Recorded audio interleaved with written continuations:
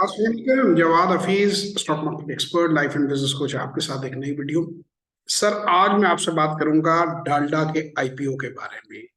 जो कि प्लान कर रहा है, मैं हमेशा ऑथेंटिकेटेड और न्यूज़पेपर की, ये द न्यूज़ की खबर है। Data plots Pakistan biggest consumer triple IPO CEO says.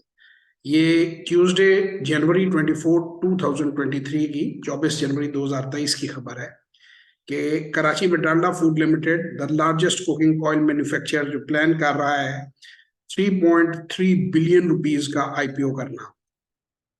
3.3 अरब रुपए इकट्ठे कर रहे हैं। मैं जिस तरह के आप लोगों को बताता हूं कि सबसे अच्छी इन्वेस्टमेंट जो होती है, सबसे बेहतर स्टॉक मार्केट्स के अंदर इन्वेस्ट करना, आईपीओ रेज करना, चीप कैपिटल बनता है।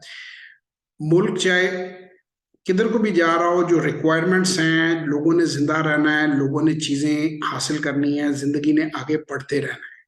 टेम्परेरीली इकोनॉमी के ऊपर नीचे होने से कोई फर्क नहीं पड़ता। लिहाजा आप लोग स्टॉक मार्केट्स के बारे में जानें, स्टॉक मार्केट में इन्वेस्टमेंट करना सीखें और अपना मुस्तकबिल संभालें। It is an excellent source of active and passive income.